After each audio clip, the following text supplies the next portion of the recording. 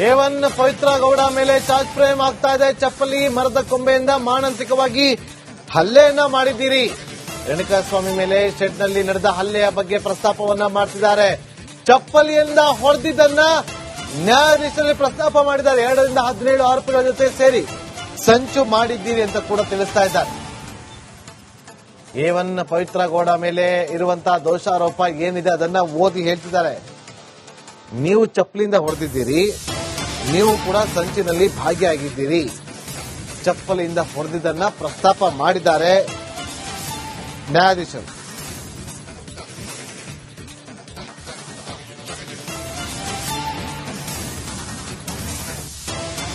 ಮತ್ತೊಂದು update breaking ಲಭ್ಯವಾಗ್ತದೆ. November 10ಕ್ಕೆ ವಿಚಾರಣೆಯನ್ನ court ಮುಂದೂಡಿದ್ದಾರೆ ಅಂತ ಹೇಳಲಾಗ್ತಾ ಇದೆ.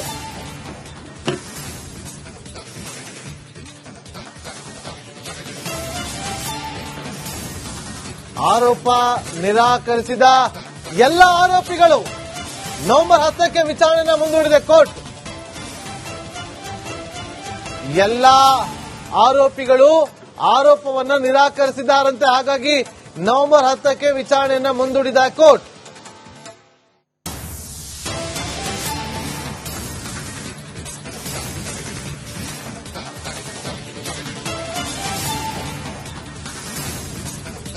ಆರೋಪವನ್ನ ನಿರಾಕರಿಸಿದ್ದಾರಂತೆ ಎಲ್ಲ ಆರೋಪಿಗಳು. ಹಾಗಾಗಿ ನವೆಂಬರ್ 10ಕ್ಕೆ ವಿಚಾರಣೆಯನ್ನು ಮುಂದೂಡಿದಂತೆ ಕೋರ್ಟ್.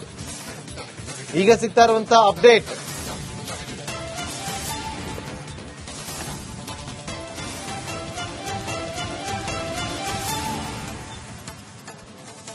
ನ್ಯಾಯಾಧೀಶರು ದೋಷಾರೋಪವನ್ನ ಓದಿ ಹೇಳುವ ಸಂದರ್ಭದಲ್ಲಿ ದರ್ಶನ್ ಸೇರಿ ಎಲ್ಲ ಆರೋಪಿಗಳು ತಮ್ಮ ಮೇಲಿರುವಂತಹ ಆರೋಪ ಸುಳ್ಳು ಅಂತ ಹೇಳಿದ್ದಾರಂತೆ. ಹಾಗಾಗಿ ಚಾರ್ಜ್ ಫ್ರೇಮ್ ಮುಕ್ತಾಯ ಆಗಿದೆ, ದೋಷಾರೋಪ ಪ್ರಕ್ರಿಯೆ ಮುಕ್ತಾಯ ಆಗಿದೆ. ನವೆಂಬರ್ 10ಕ್ಕೆ ವಿಚಾರಣೆಯನ್ನು ಕೂಡ ಮುಂದೂಡಲಾಗಿದೆ. ನೋಡಿ, ರೇಣುಕಾಸ್ವಾಮಿಯನ್ನ ಕಿಡ್ನಾಪ್ ಮಾಡಿ ಶೆಡ್ಗೆ ಕರೆತಂದು ಹಲ್ಲೆ ಮಾಡಿರೋದು, ಚಪ್ಪಲಿಯಲ್ಲಿ ಹೊಡೆದಿರೋದು, ಯಾಕೆ ಮೆಸೇಜ್ ಮಾಡಿದ್ದೆ ಅಂತ ಹೊಡೆದು ಅವಮಾನ ಮಾಡಿದ್ದೀರಿ. ಚಪ್ಪಲಿಯಿಂದ ಮರದ ದಿಮ್ಮಿಯಿಂದ ಮಾರಣಾಂತಿಕವಾದಂತಹ ಹಲ್ಲೆಯನ್ನ ಮಾಡಿದ್ದೀರಿ ಅಂತ ಪವಿತ್ರ ಗೌಡ ಆರೋಪವನ್ನ ಓದು ಮುಗಿಸ್ತಾರೆ. ಆಗ ದರ್ಶನ್ ಮೇಲಿನ ಆರೋಪವನ್ನ ಓದೋದಕ್ಕೆ ಅಂತೇಳಿ ಶುರು ಮಾಡ್ತಾರೆ ನ್ಯಾಯಾಧೀಶರು. ಎಲ್ಲ ಆರೋಪಿಗಳು ಕೂಡ ಒಮ್ಮೆಲೆ ಪ್ರಶ್ನೆಯನ್ನ ಮಾಡ್ತಾರೆ. ನೀವು ನಿಮ್ಮ ಮೇಲಿರುವ ಆರೋಪ ನಿಜಾನಾ ಅಂತೇಳಿ ಜಡ್ಜ್ ಕೇಳ್ತಾರೆ. ಇಲ್ಲ ಸ್ವಾಮಿ, ಎಲ್ಲವೂ ಸುಳ್ಳು ಅಂತ ಆರೋಪಿಗಳು ಹೇಳಿದ್ದಾರೆ.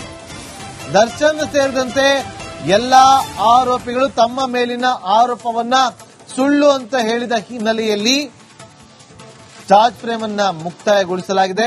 ನವೆಂಬರ್ 10ಕ್ಕೆ ವಿಚಾರಣೆಯನ್ನ ಮುಂದೂಡಲಾಗಿದೆ. ನವೆಂಬರ್ 10ನೇ ತಾರೀಕು ಏನಾಗುತ್ತೆ, ಟ್ರಯಲ್ ಯಾವಾಗಿಂದ ಆರಂಭ ಆಗಬೇಕು ಅನ್ನೋದರ ಬಗ್ಗೆ ನಿರ್ಧಾರವನ್ನ ಮಾಡುವಂತ ಸಾಧ್ಯತೆ ಇರುತ್ತೆ. ದೋಷಾರೋಪ ಪ್ರಕ್ರಿಯೆ ಮುಕ್ತಾಯಗೊಂಡಿದೆ. ದೋಷಾರೋಪ ಪ್ರಕ್ರಿಯೆ ಮುಕ್ತಾಯ ಆಗಿದೆ. 10ನೇ ತಾರೀಕು ವಿಚಾರಣೆಯನ್ನ ಮುಂದೂಡಲಾಗಿದೆ.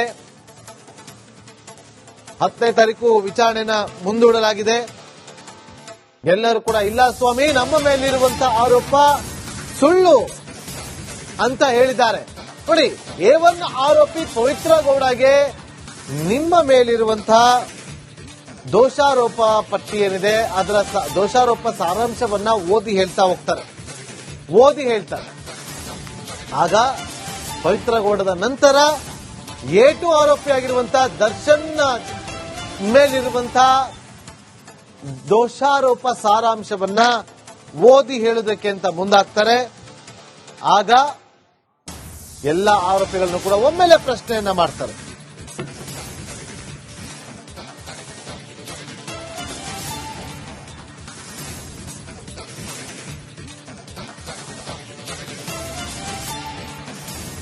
ನಮ್ಮೊಂದಿಗೀಗ ವಕೀಲರಾಗಿರುವಂತಹ ಸುನಿಲ್ ಕುಮಾರ್ ಅವರು ಸಂಪರ್ಕದಲ್ಲಿದ್ದಾರೆ. ಸುನಿಲ್ ಕುಮಾರ್ ಅವರು ನಮಸ್ಕಾರ. ನಮಸ್ತೆ. ನಿನ್ನೆ ಕೂಡ ನಿಮ್ಮ ಹತ್ರ ಮಾತಾಡ್ತಾ ಇದ್ದೆ ಸುನಿಲ್ ಸರ್, ಯಾವ ರೀತಿಯಾಗಿ ಒಂದು ಚಾರ್ಜ್ ಫ್ರೇಮ್ ಅನ್ನ ಮಾಡ್ತಾರೆ, ಹೇಗಿರುತ್ತೆ ಪ್ರಕ್ರಿಯೆ ಅಂತ ನೀವು ತುಂಬಾ ಸಿಂಪಲ್ ಆಗಿ ಅದನ್ನ ಎಕ್ಸ್ಪ್ಲೇನ್ ಮಾಡ್ತಾ ಇದ್ರಿ. ಆದ್ರೆ ಇವತ್ತು ನಮಗೆ ಗೊತ್ತಾಗಿದ್ದು A1 ಆರೋಪಿಯಾಗಿರುವಂತಹ ಪವಿತ್ರ ಗೌಡ ಅವರ ಮೇಲೆ ಇದ್ದಂತ ದೋಷಾರೋಪದ ಸಾರಾಂಶವನ್ನು ಓದಿ ಹೇಳ್ತಾರೆ.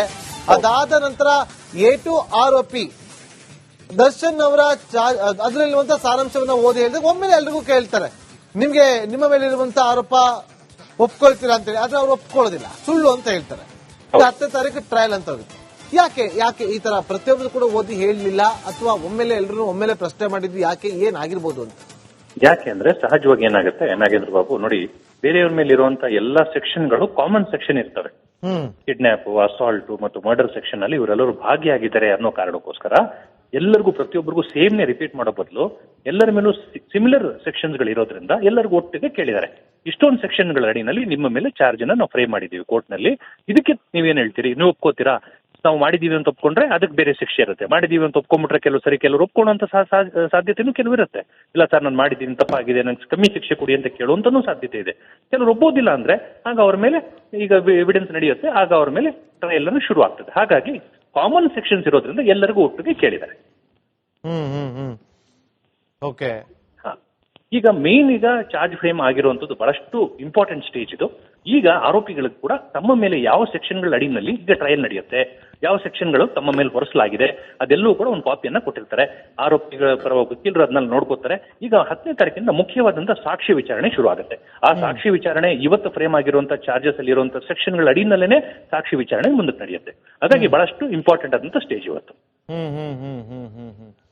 ಸರ್, ಈಗ ಜನರು ಅಂದ್ರೆ ಗೊತ್ತಿರುತ್ತೆ ಯಾರು ಆರೋಪಿಗಳಾಗಿರ್ತಾರೆ, ಅವರಿಗೆ ಚಾರ್ಜ್ ಫ್ರೇಮ್ ಅಂದ್ರೆ ಏನು ಅಂತ ಚೆನ್ನಾಗಿ ಗೊತ್ತಿಲ್ಲ. ಆದ್ರೆ ಸಾಮಾನ್ಯ ಜನರಿಗೆ ಈ ಚಾರ್ಜ್ ಫ್ರೇಮ್ ಅಂತ ಏನು ಅಂತಾನೆ ಗೊತ್ತಿರೋದಿಲ್ಲ. ಕೆಲವೊಂದಷ್ಟು ಟಿಪಿಕಲ್ ವರ್ಡ್ ಗಳಿರುತ್ತೆ, ಈ ಕೋರ್ಟ್ ನ ಭಾಷೆ ಅಂತ, ಕಾನೂನ ಲ್ಯಾಂಗ್ವೇಜ್ ಅಂತ ಅದಿರುತ್ತೆ. ಒಂದು ಈ ಚಾರ್ಜ್ ಫ್ರೇಮ್ ಅನ್ನ ಯಾಕೆ ಗಂಭೀರವಾಗಿ ತಗೋತಾರೆ, ಅದನ್ನ ಬಗ್ಗೆ ನಿಮ್ಮನ್ನ ಮಾತಾಡ್ತೀನಿ. ಹಾಗೆ ಸಂಪರ್ಕದಲ್ಲಿದೆ ಸರ್. ಡಿ ಗ್ಯಾಂಗ್ಗೆ ಶುರುವಾಯ್ತು ಅಸಲಿ ಸಂಕಷ್ಟ. ಕೊಲೆ ಕೇಸ್ ಟ್ರಯಲ್ ನವೆಂಬರ್ 10ನೇ ತಾರೀಕಿನಿಂದ ಶುರುವಾಗುತ್ತೆ. ವಾದ ಪ್ರತಿವಾದ ಕೂಡ ಆರಂಭ ಆಗುತ್ತೆ ನವೆಂಬರ್ 10ರಿಂದ. ಡಿ ಗ್ಯಾಂಗ್ಗೆ ಶುರುವಾಗಿದೆ ಅಸಲಿ ಸಂಕಷ್ಟ. ಈಗ ಶುರುವಾಗಿರೋದು ಅಸಲಿ ಸಂಕಷ್ಟ.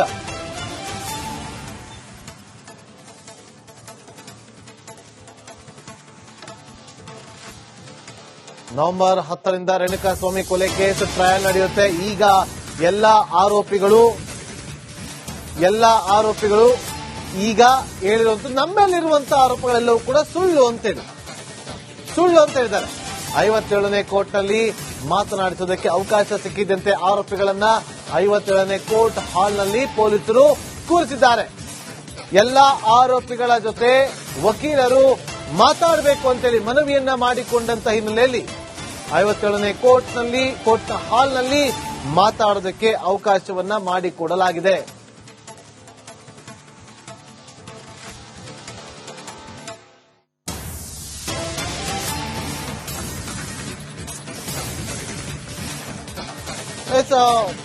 ಹಿರಿಯ ವಕೀಲರಾಗಿರುವಂತಹ ಸುನಿಲ್ ಕುಮಾರ್ ಅವರು ಹಾಗೆ ಒಂದಷ್ಟು ವಿಚಾರವನ್ನು ಹೇಳ್ತಾರೆ.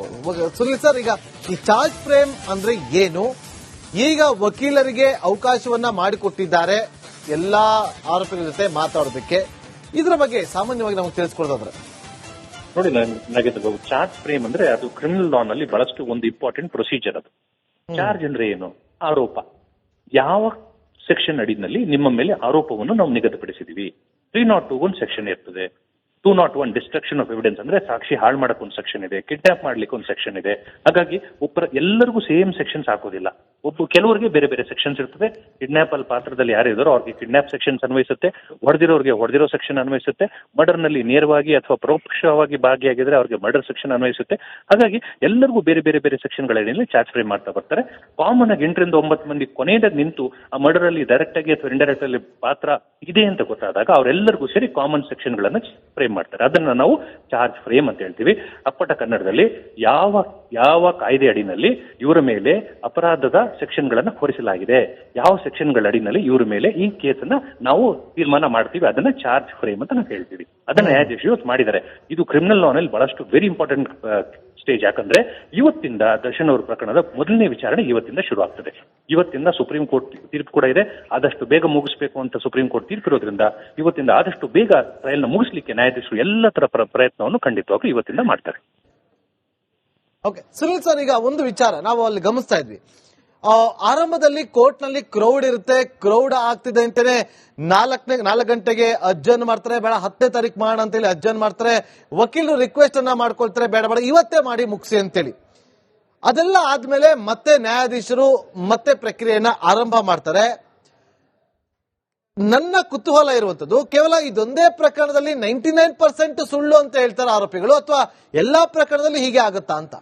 ಖಂಡಿತವಾಗ್ಲಿ ನೋಡಿ ನಾಗೇಂದ್ರ ಬಾಬು, ಸಾಮಾನ್ಯ 95% ಪ್ರಕರಣಗಳಲ್ಲಿ ಎಲ್ಲ ಆರೋಪಿಗಳು ಸುಳ್ಳು ಅಂತಾನೆ ಹೇಳ್ತಾರೆ.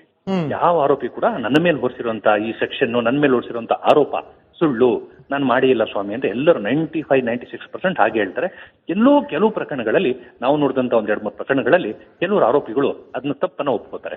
ಇಲ್ಲ ಸ್ವಾಮಿ, ಗೊತ್ತಿಲ್ದಿರ ವಯಸ್ಸಾಗಿತ್ತು, ನನ್ನ ತಪ್ಪಾಗಿದೆ, ಅಥವಾ ಗೊತ್ತಿಲ್ದಿರ ಏನೋ ತಪ್ಪು ಮಾಡ್ಬಿಟ್ಟಿದ್ದು, ನಂಗೊಂದು ಕಮ್ಮಿ ಶಿಕ್ಷೆ ಕೊಡಿ ಅಂತ ತಪ್ಪಂತ ಒಪ್ಕೋತಾರೆ. ಒಪ್ಕೊಂಡಾಗ ಏನಾಗುತ್ತೆ, ಆಗ ಕೇಸು ಟ್ರಯಲ್ ಮೇಲೆ ಹೋಗೋದಿಲ್ಲ, ನ್ಯಾಯಾಧೀಶರು ಅದನ್ನ ತೀರ್ಪಿಗೆ ಹಾಕೊಂಡ್ಬಿಡ್ತಾರೆ. ಈ ಎವಿಡೆನ್ಸು, ಸಾಕ್ಷಿ, ವಿಚಾರಣೆ ಯಾವುದು ನಡೆಯೋದಿಲ್ಲ. ಯಾವಾಗ ಆರೋಪಿ ತನ್ನ ತಪ್ಪನ್ನ ಒಪ್ಕೊಂಡ್ಬಿಡ್ತಾನೋ ಆಗ ಕನಿಷ್ಠ ಶಿಕ್ಷೆ ಆದ್ರೂ ಕೊಡೋಣ, ಆತ ಒಪ್ಕೊಂಡಿದ್ದೇನೆ, ಪರಿವರ್ತನೆ ಆಗ್ತೀನಿ, ತಪ್ಪು ನಂದು ಅಂತ ಹೇಳಿ ಒಪ್ಕೊಂಡಿದ್ದೇನೆ ಅಂತ ಹೇಳಿ ಆತ ಒಬ್ಬ ಆರೋಪಿಗೆ ಮಾತ್ರ ಎಷ್ಟು ಕಮ್ಮಿ ಆಗುತ್ತೋ ಆ ಕಮ್ಮಿ ಶಿಕ್ಷೆಯನ್ನು ಕೊಟ್ಟು ಇಡೀ ಕೇಸನ್ನು ಮುಕ್ತಾಯ ಮಾಡ್ಬಿಡ್ತಾರೆ. ಹಾಗಾಗಿ ಮ್ಯಾಕ್ಸಿಮಮ್ ಕೇಸ್ಗಳಲ್ಲಿ ಯಾರು ಒಪ್ಕೊಳ್ಳೋದಿಲ್ಲ, ಆರೋಪಿಗಳೆಲ್ಲರೂ. ಒಂದು ಕುತೂಹಲ ಇರೋದು ಸುಮ್ಮನೆ ಸರ್, ಈಗ ಆಯ್ತು ನಮ್ಮ ಮೇಲೆ ಈಗ ಏನು ದೋಷಾರೋಪ ಸಾರಾಂಶ ಹೇಳಿದಿರಿ, ವಿ ಅಗ್ರಿ ಅಂತ ಏನಾದ್ರು ಹೇಳಿದ್ರೆ ಅದಕ್ಕೆ ಹೇಗೆ ಪ್ರಕ್ರಿಯೆ ಇರುತ್ತೆ?